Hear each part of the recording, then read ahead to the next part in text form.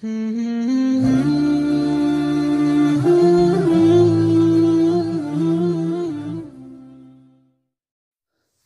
نام خداوند بخشنده مهربان نهایت با رحم.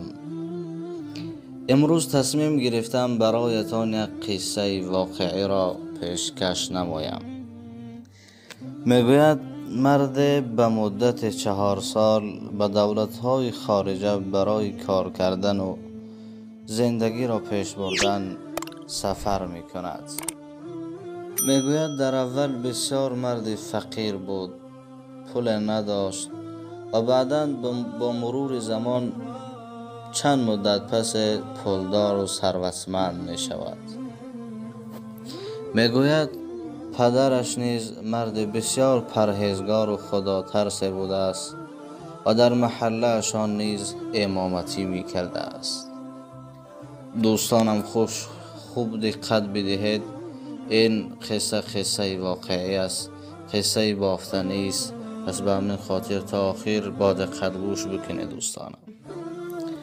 این جوان میگوید بعد از آن که تمام مال و ثروتش را جمع می نماید و پدرش یک نامه می نویسد: پدر جان، من می خواهم که ازدواج بکنم. سالها گذشته است اما من ازدواج نکردم و من از شما خواهش دارم که برای من همسر انتخاب بکنید. و ای پدر جان، از شما خواهش میکنم که تمام شرایط توی را خود ببینید تا که یگان مشکلی نباشد. من قصد دارم ازدواج بکنم، اما میخواهم که همان روزی که به وطن بروم همان روز تویم باشد، روز عقد نکاحم باشد و نمیخواهم حتی دختر را ببینم. سخن جوان این را نشان میدهد که این جوان به پدرش چقدر اعتماد داشته است و باوری داشته است. پیامبر خدا میگوید دخترها را به خاطر 4 چیزشان خواستگاری کرده می شود: به خاطر ثروتشان، به خاطر نسلشان، به خاطر زیباییشان و به خاطر ایمانشان. و فرمودند که بهتر است، خوبتر است این که شما به سوی دینشان نظر بکنید که دخترانی با ایمان باشند. و پدر جوان نیز میگوید برای پسرش دختری با ایمان را انتخاب نمود. میگوید ولی اون دختر ظاهرا زیبا نبود، بگیم خوشرو نبود. و مرد جوان میگوید به وطنشان بر میگردد و او را راست به نزد همسر عزیزش میبرند. زن خود را میبیند که در سر رومال پیچانده بود. سپس میگوید زن و شوهر را در یک اتاق با هم تنها میگذارند. میگوید وقتی که چادر را از سر زن میبردارد، جوان میبیند در حیرت میافتد که آیا همین است همسری که پدرم برای من انتخاب کرده است؟ میگوید او اصلا زیبا نیست. جوان میگوید بسیار دلسرد میشود و غمگین میشود، به خاطر که بعد از مدت چند سال چقدر ذوق داشت، چقدر مهنت کرده بود، پول حلال به دست آورده بود، وقتی که میبیند همسرش حسن زیبا ندارد غمگین میشود. میگوید جوان از غمگینی و فکر به خواب فرو رفت. نیمه های شب بود. میگوید این همسر عزیزش احساس کرده بود که جوان ناراضی است از حسن من، از جمال من، و خواست اون جوان را از خواب بیدار می نماید.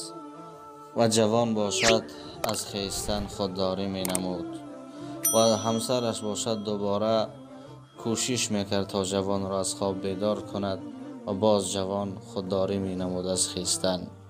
سپس میگوید همسرش بر روی شوهرش آب میپاشد تا که شوهرش از خواب بیدار شود.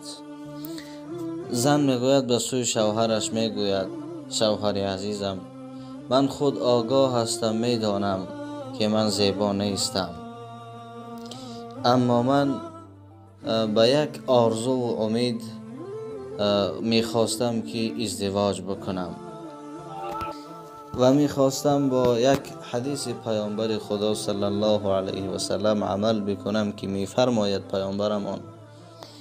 پیامبر خدا چه زیبایی فرمودند: رحمت خداوند بر آن جوانی که نیم شب بر میخیزد و با هم را میخواهد که در ثواب زن خود را، همسر عزیز خود را با هم نماز شب بخوانند.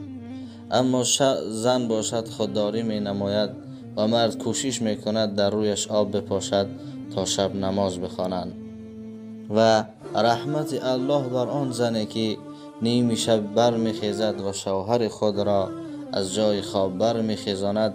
اگر که شوهر خودداری می نماید، زن بر روی شوهر آب می پاشد.